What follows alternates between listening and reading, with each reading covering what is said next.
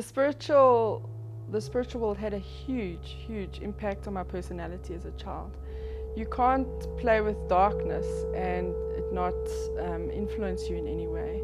Just in my behavior and things that I did, I became completely obsessed with death, how things live and how things die. I would take birds and small animals and bury them and see how they decomposed. I would dig them up after 3 days, see how they decomposed. I had feelings of darkness and rage that would go through me that I never had before. I was in communication with a so-called imaginary friend, which took on a life of its own because it wasn't really an imaginary friend. Obviously I didn't know at that stage, but I became more and more drawn to things that were dark. I didn't fit in because of this. I would be seen as strange. I would know things that were going to happen before they would happen, which made people feel uncomfortable around me. There would be often taps turning on and off. Globes would just burst around me.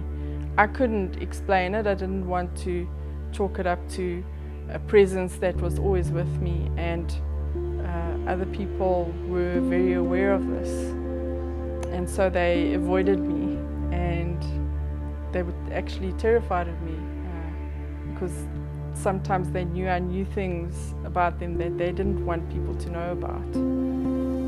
And so this caused me to be an outcast and a bit of a pariah amongst my peers, which made my life quite lonely. When I went to art school, in a weird way, it was a relief for me. I realized I wasn't that unique. There were people who were delving into the occult or spiritual things as well. And so I had a lot of people I could communicate with or had something in common with. And I think that's when I was exposed to a more formal form of witchcraft and Satanism.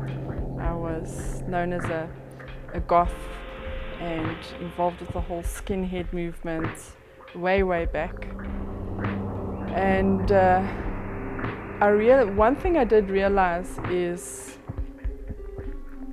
I would do a lot of ritualistic things without knowing it until I was exposed to a more formal form of ritualism where I saw, okay, so what I've been doing all along, this seems to come naturally, and these people have an understanding of that as well. One thing I know that I often did is I knew to get presence or demonic things to do my bidding for me. Whether it be protection, to see things that other people couldn't see, I would often cut myself. For some reason, I had this knowing and understanding that blood would call them. These presences became more and more real. I remember once I was confronted with a presence, and it was a creature over 8 foot tall with sharp teeth and very sharp features.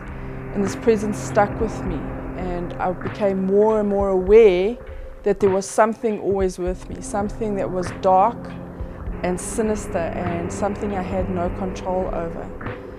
Often I would wake up in the night and be chased out of the house because things would start moving around and I had no control over it. I was confronted with things you can't shoot with a gun. And it was coming from another place, and there was no physical solution. There was nobody I could run to and ask for help. I was absolutely desperate for help, but there just was a sense of hopelessness because my life became more and more chaotic, and more things I couldn't explain would happen around me, and I felt my life was in danger all the time. My first experience with a real Bible-believing Christian, somebody who loved God, was in art school. I was a total menace. I hated Christians. I could see them coming a mile away. And this woman approached me and said, "I'm praying for you." And I flipped. I lost it. It just made me so angry. And who was she to be so arrogant to say she's praying for me? And I thought nothing of it at the time. But something happened, because from the time she started praying for me, it's as if my whole journey into the future seemed to be directed in a particular path that I didn't have any control over.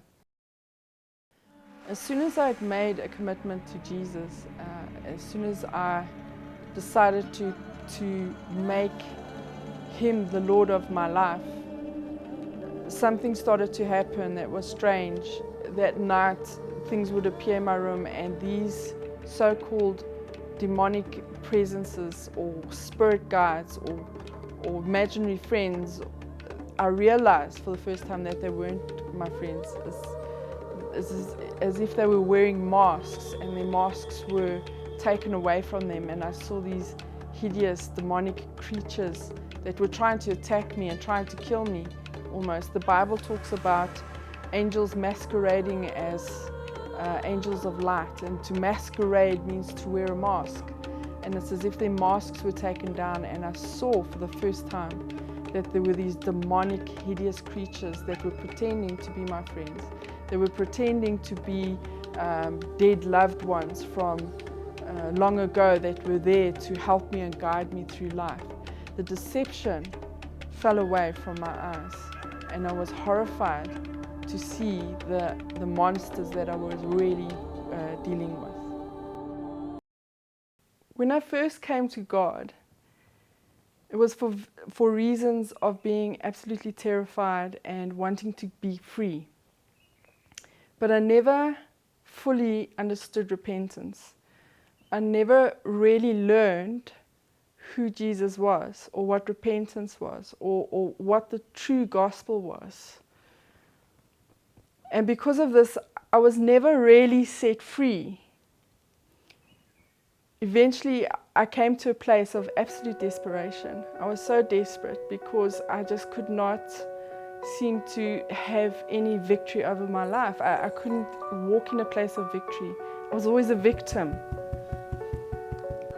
Eventually, I just shouted out to Jesus, "Jesus, help me. I can't anymore. Please help me." And something happened. There was a whole shift in my Christianity. Something took place. I just understood how big God was and how not I am. Absolutely not. And understanding that this work of salvation has nothing to do with me. I cannot do it. And it's as if God just took me and directed me towards Himself. I became totally obsessed with Jesus. I just wanted to know about Him. I didn't want to know about anything else. Who was this man that split time in two, that influenced the whole world, that influenced history, that became His story? There was an agenda, and it was all about Him. It had nothing to do with me. I wanted to know Him more. I found out He's the only person that you can pursue. You can stalk, and it's not unhealthy. You can have a codependent relationship, and it's not unhealthy. I became so thirsty for His Word. I studied. For the first time, I wanted to know every single book of the Bible, what it said about Him. God has written 66 letters by 40 different authors over a period of a few thousand years. They love letters about who He is. If you fall in love with somebody, you're going to want to know everything about them. Who are they? What do they like? What do they love? And your likes and your loves become the same thing. And you begin to hate what they hate. And this is exactly what happened to me. And because of that, anything dark, the supernatural, it just became insignificant. I would be praying and something would manifest that was not from God. I didn't even consider it in the room. It was, so what? And then I would just carry on with who Jesus was. I wasn't concerned with that. I had no love for my own life. It was all about Him. I had this feeling inside of me that you know what, it doesn't matter what any human being does to me. It's not important. I don't care what they do to me. They can kill me, it still doesn't matter, because I belong to God. 100% I belong to Him. That's when I truly began to walk a victorious life as a Christian, when my whole life became about Him and not about me, and how can Jesus fix me, and how can He fix my life and make sure I got everything.